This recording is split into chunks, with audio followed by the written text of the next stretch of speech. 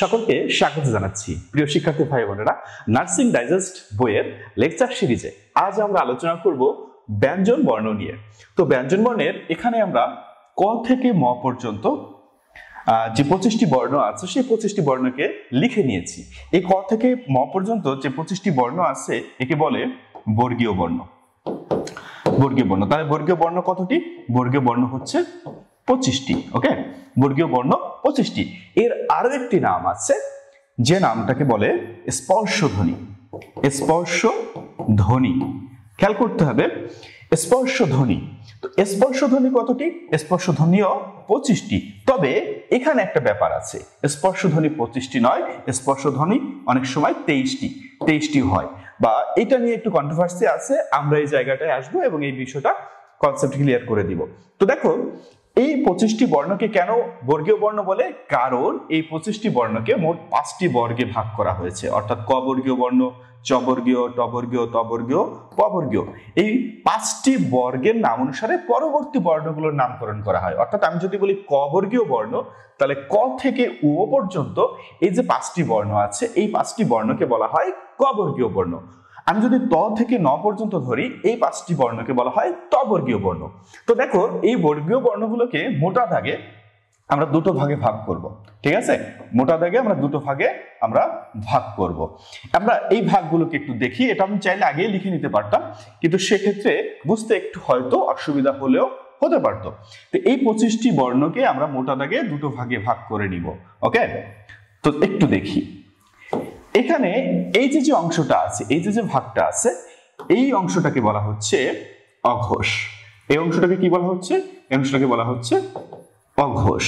আর এই অংশটাকে বলা হচ্ছে ঘোষ। ওকে, তো দেখো, অঘোষ কেন বলা হচ্ছে, ঘোষ কেন বলা হচ্ছে? অঘোষ ধ্বনির সংজ্ঞাটা হচ্ছে এমন, যে ধ্বনি উচ্চারণের সময় স্বরতন্ত্রী অনুরণিত হয় না তাকে অঘোষ ধ্বনি বলে। যে ধ্বনি উচ্চারণের সময় স্বরতন্ত্রী অনুরণিত হয় তাকে ঘোষ ধ্বনি বলে। তোমরা বইয়ের মধ্যে এই সংজ্ঞাগুলো কিন্তু দেখতে পাবে, বইয়ের মধ্যে আছে এটা। আমার প্রচেষ্টা থাকবে তোমরা যেন এই বিষয়টা একটু ফিল করতে পারো। ওকে, তো দেখো, অঘোষ আমরা বললাম স্বরতন্ত্রী অনুরণিত হয় না। তো এই যে আমরা কিন্তু এটা বুঝতে পারিনি স্বরতন্ত্রী জিনিসটা কি আর অনুরণন জিনিসটা কি। স্বরতন্ত্রী মানে কণ্ঠ, আর অনুরণন মানে হচ্ছে কম্পন। এটা আরো ডিপ থট আছে, আমাদের ওইটা দরকার নেই। তো দেখো, আমরা অঘোষ ধ্বনিতে বললাম কি কণ্ঠের কম্পন হবে না, আর ঘোষ ধ্বনিতে আমরা কি করলাম? কণ্ঠের কম্পন হবে। ওকে, তাহলে অঘোষ ধ্বনি আমরা একটু উচ্চারণের চেষ্টা করি। ক যেহেতু কণ্ঠবর্ণ, এটা উচ্চারণ করে আমরা প্রপার বুঝতে পারবো না। ঠিক আছে, এখান থেকে আমরা একটু দেখি। দেখো, চ ছ, চ ছ, চ ছ, জ ঝ, চ ছ, জ ঝ, চ ছ, জ ঝ। দেখো, চ ছ বললে আমাদের কণ্ঠটা কাঁপছে না, কিন্তু জ ঝ যখন আমি বলছি তখন আমাদের মধ্যে একটা ঝংকারের সৃষ্টি হচ্ছে। তাহলে আমরা বুঝলাম, আমরা এই সংজ্ঞাটাকে আরেকটু সহজ করে বলবো, যে ধ্বনি উচ্চারণের সময় কণ্ঠের কম্পন হয় না সেটা অঘোষ, আর যে ধ্বনি উচ্চারণের সময় কণ্ঠের কম্পন হয় সেটা ঘোষ। তাহলে আমরা ঘোষ এবং অঘোষকে কণ্ঠের কম্পনের ভিত্তিতে আলাদা করলাম। ঠিক আছে, কণ্ঠের কম্পনের ভিত্তিতে আমরা এটাকে আলাদা করলাম। এবার দেখো, এই অঘোষ ধ্বনিকে আবার দুটো ভাগে ভাগ করা হয়েছে, যার একটাকে বলা হচ্ছে অল্প প্রাণ, আরেকটাকে বলা হচ্ছে মহাপ্রাণ। ওকে, মহাপ্রাণ। আবার এই যে ঘোষ ধ্বনিকে তিনটা ভাগে ভাগ করছে, একটা হচ্ছে অল্প প্রাণ, আমরা জানবো যে অল্প প্রাণ বলতে কি বোঝায়। আরেকটা আছে মহাপ্রাণ, মহাপ্রাণ বলতে কি বোঝায়। একটা আছে নাসিক্য বলতে কি বোঝায়। আমরা একটু বোঝার চেষ্টা করি।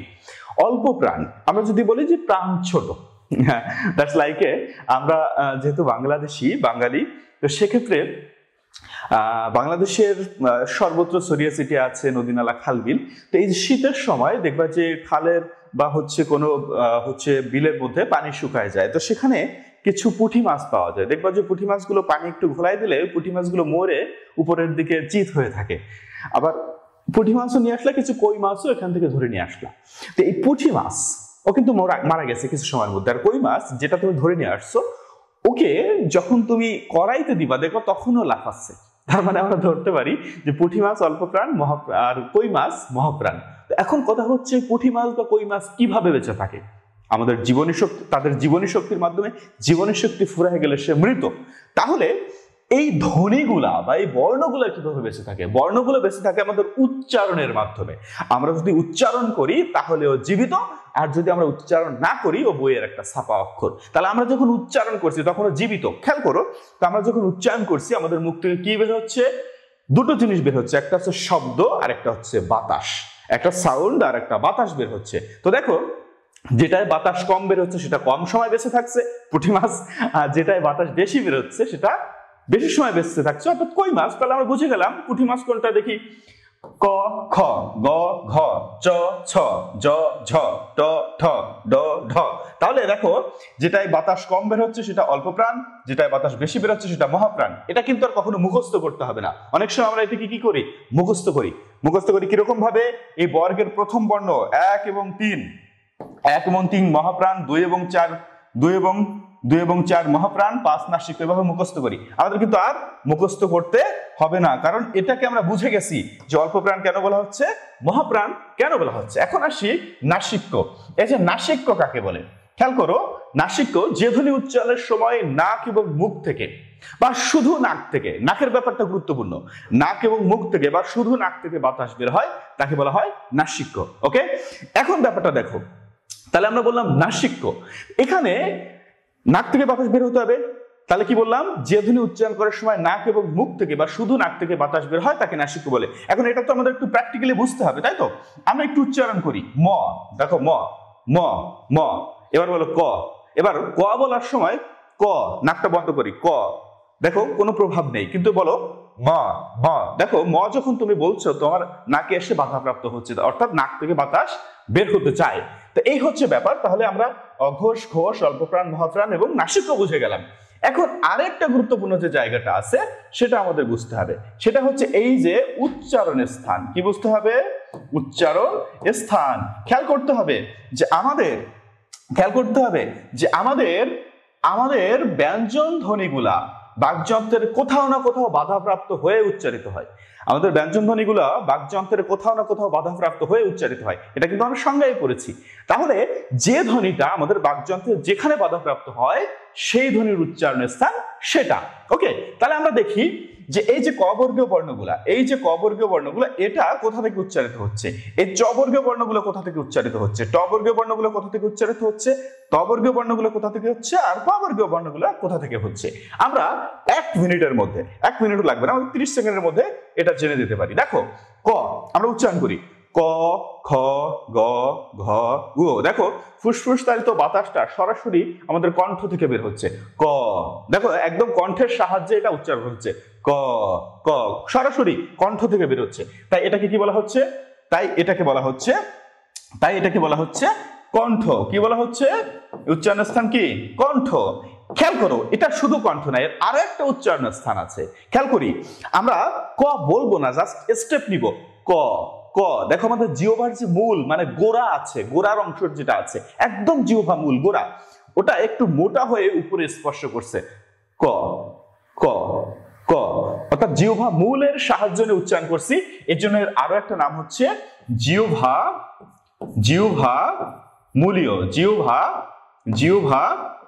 মূলীয়। ঠিক আছে? তার মানে আমরা কয়টা পেলাম? এই কবর্গীয় বর্ণ 2টা উচ্চারণের স্থান। তারপরটা একটু দেখি, তারপরটা কোথায় আছে? চ ছ জ ঝ। কোথায়? দেখো, চ চ আমাদের দাঁতের একটু উপরে, আমাদের ওইটাকে বলা হচ্ছে তালু। আমাদের 2টা তালু, একটা শক্ত তালু আর একটা নরম তালু। শক্ত তালুটা সামনে, নরম তালুটা পিছনে। তো শক্ত তালু দেখো, দাঁতের উপরের অংশ অনেকটা মাছের ফুলকার মতো যে জায়গাটা আছে, ওইখান থেকে চাপ লেগে নিচে আসছে, চ চ ছ জ ঝ। তাহলে এটা হচ্ছে কি ওই জায়গাটা, যেহেতু তালু তাই এটাকে বলা হচ্ছে তালব্য। কি বলা হচ্ছে? তালব্য। তারপর এটা দেখি কি কোথা থেকে?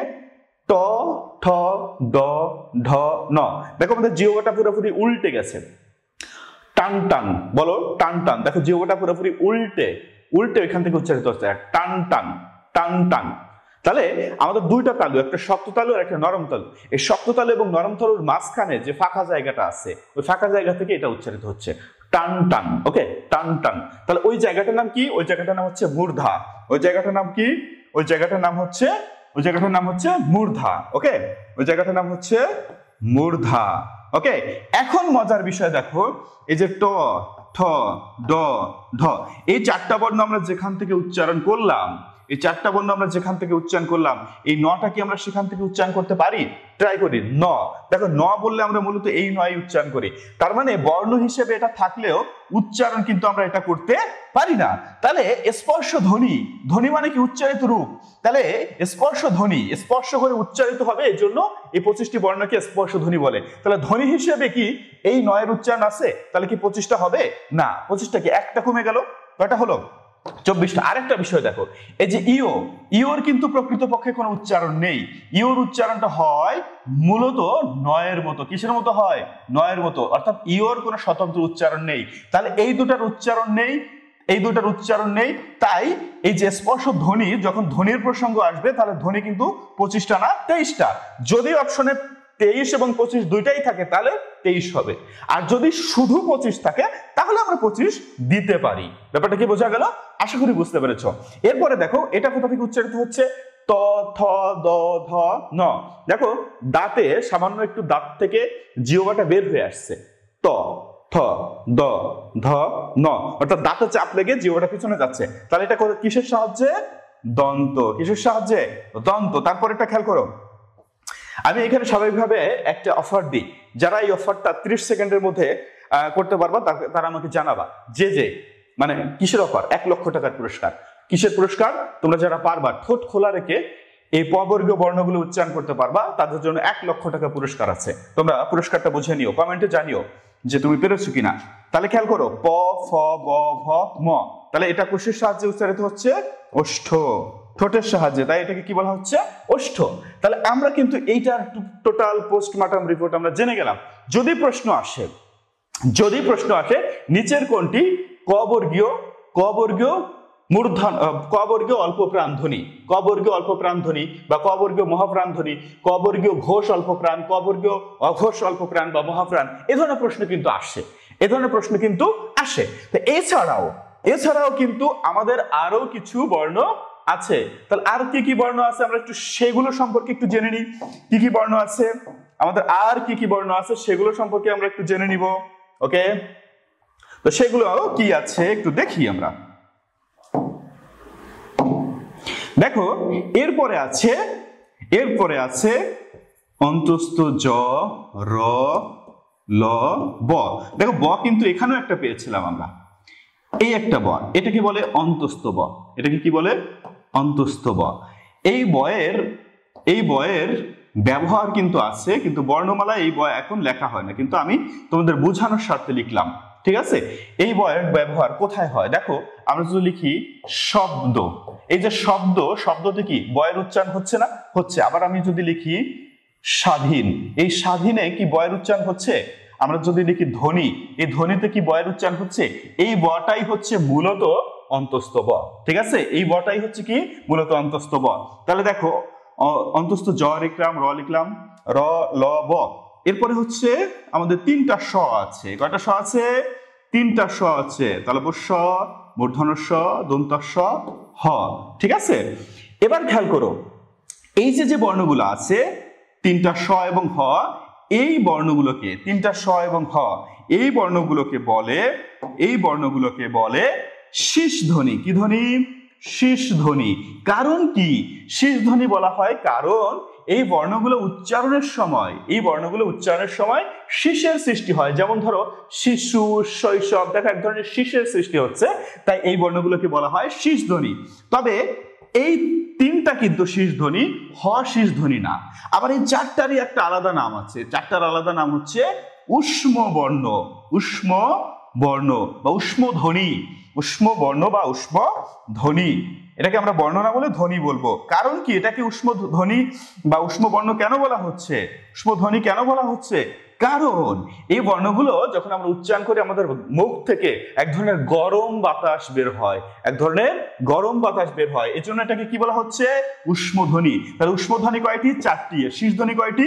3টি। ওকে, এবার খেয়াল করো এই যে বর্ণগুলো আছে এই বর্ণগুলোকে বলা হয় অন্তস্থ বর্ণ, অন্তস্থ ধ্বনি বা অন্তস্থ বর্ণ। খেয়াল করো অন্তস্থ কেন, এর একটা বিশেষত্ব হচ্ছে এই যে উপরে আছে শীর্ষ ধ্বনি, উপরে আছে স্পর্শ ধ্বনি, সরি উপরে আছে স্পর্শ ধ্বনি আর নিচে আছে শীর্ষ ধ্বনি। এই স্পর্শ ধ্বনি এবং শীর্ষ ধ্বনির মাঝে অন্তরে বসবাস করছে, এই জন্য এটাকে বলা হয় অন্তস্থ ধ্বনি। অন্তরে বসবাস করার ফলে এটাকে কি বলা হচ্ছে? অন্তস্থ ধ্বনি। এবার আমরা আরো কিছু তথ্য জানবো। এই যে ল দেখতে পাচ্ছি, আমরা কি দেখতে পাচ্ছি?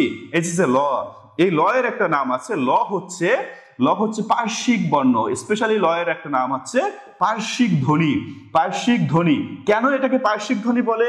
খেয়াল করো এই বর্ণগুলো যখন উচ্চারণ করে আমাদের দুই পাশ, গালের আমাদের দুইটা পাশ স্পর্শ করে। দেখো খেয়াল করো, লাল লাল বা ল ল, দেখো আমাদের জিহ্বাটা দুই পাশ স্পর্শ করছে, এই জন্য এটাকে কি বলছে? পার্শ্বিক ধ্বনি বলছে।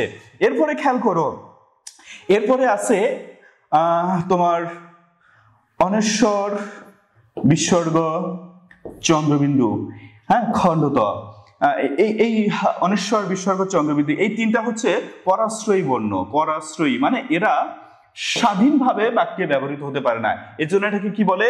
এদেরকে বলে পরাশ্রয়ী। কি বলে এদেরকে? এদেরকে বলে পরাশ্রয়ী। এরপরে খেয়াল করো আছে কি? এরপরে আছে খণ্ডত।